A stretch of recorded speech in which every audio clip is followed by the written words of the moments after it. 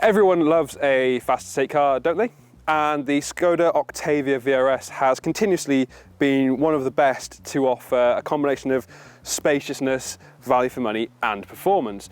Now we've got a new one which aims to keep those key factors in place while building on it with more technology and a little bit more in the way of sprightliness. Let's kick things off by having a little look around the exterior of the car before we dive in and find out what the interior has to offer. The Skoda Octavia vRS has always been a masterclass in understated design, and this latest version is pretty much the same. Sure, we've got some slightly dynamic looking LED headlights and a really large front grille, but this is one under the cover car, and that really does play to the Octavia's strengths. It's not a car that really does shout about its performance, but it's got some nice premium touches to help keep things interesting. The alloy wheels and the gloss black features on this car in particular look really good. Across the VW group, we've seen in cars like the Golf and the Golf GTI, cabins which are centered around a large infotainment screen, and that's the same in here. Now, the Octavia, of course, shares a platform with the Golf, so it doesn't come as much surprise to see similarities between the two. But what that means is all of your major functions are located within the screen. So if you want to put the air conditioning down, it's in the screen. Want to change the speed of the fans, in the screen. There are some quick shortcuts down here, but it really does make it a little trickier than it would be with just a conventional dial. However, elsewhere things are really nice. The steering wheel is a really nice shape and you've got some key functions on it and you've got your other controls behind. And then in other areas, we've got some nice sporty touches. You've got these quilted sports seats and you've got an Alcantara lined dash and this carbon fibre effect finisher here, which really does help to elevate the feel of the cabin. And in this car, you've got a panoramic sunroof, which really does bring extra light into an otherwise quite dark cabin. Of course, the big plus with Skoda is that pretty much all of this equipment is included as standards. So you don't need to go ticking a load of boxes in order to get the best functions.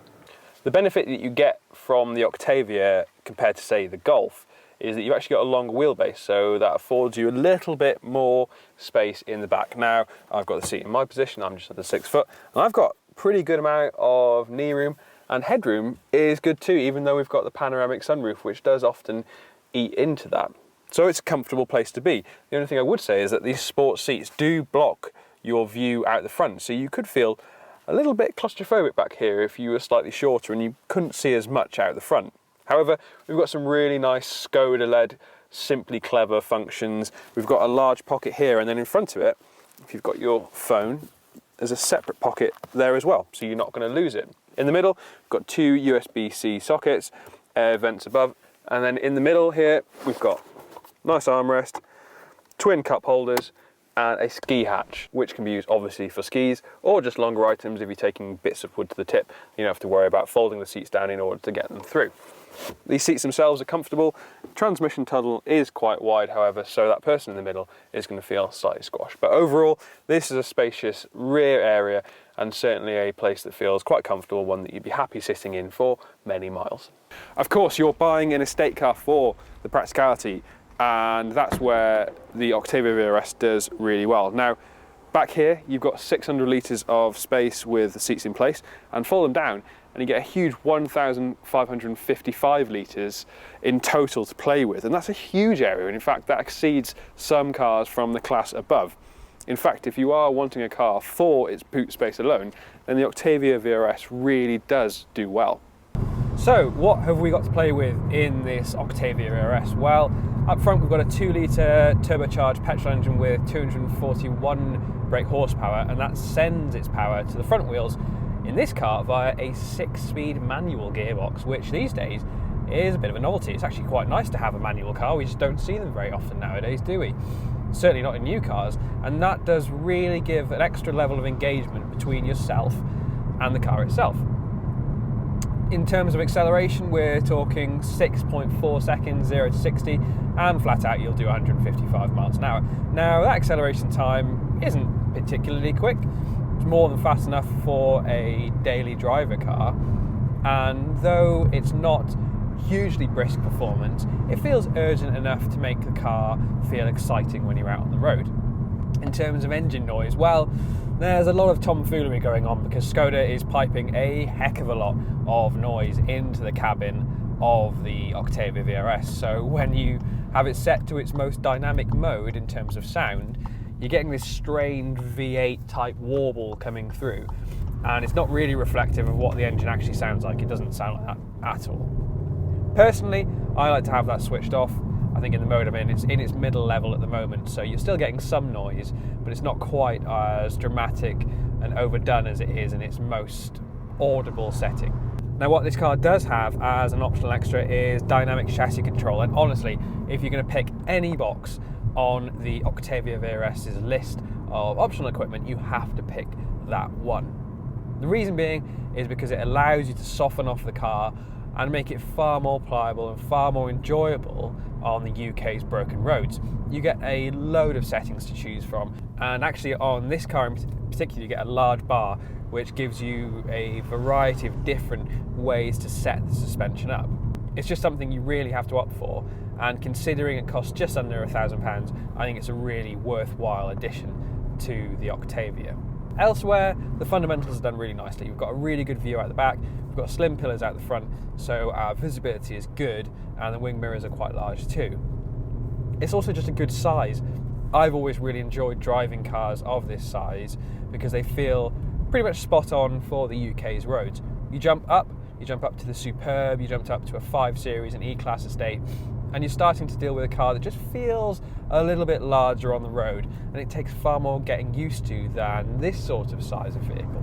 The throttle response for a turbocharged engine is very pleasant indeed, and in fact you are able to exploit some nice reserves of torque that arrive pretty much low down in the rev range but do exceed. It's not like it doesn't reward you for revving it out and making the most of the engine, but you can really lean on the performance, and that's particularly helpful for instances when you're driving onto motorways or you're pulling away from slipways and you just need a little extra power to keep you going. One of the main bugbears that I have with the Octavia is the lane departure warning system, which is a little bit intrusive, particularly when you're on country lanes. It's trying to drag you all over the place. But fortunately, you can switch it off with just 2 clicks and you're done. There's no delving into the settings, there's no finding extra menus in order to switch it off. Fortunately, that's been put in a really clever position because, I mean, for me, I tend to turn it off quite a lot of the time, really. But it's in the screens where you're going to find other settings, and that is a slightly more annoying aspect of this new setup.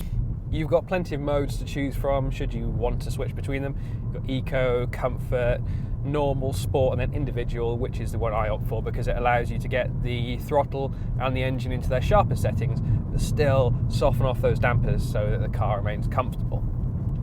Allowing you to do so is really pleasant, and in Sport, again, it's not too harsh, but I just find once the dampers are in their harshest setting, you lose that nice soft edge to the ride, which really does make this car feel far more capable. So what's the steering like? Well, it's very pleasant. It's not overburdened with feel, but that's not something that we've come accustomed to on modern cars. And it is quite light, which does give the car a slightly more agile feeling. It's not nervous in any stretch of the imagination. And then the grip in this car is excellent. There's plenty of enough grip. Considering it's a front-wheel drive car as well, in the wet or the dry, you have to be pushing quite hard to make it really do anything other than just corner very pleasantly. The only slight niggle that you have with this car is that we're getting quite a lot of tyre and road noise. That's kind of to be expected at this certain price point. You know, we're looking at a car that is around £35,000 with everything on it.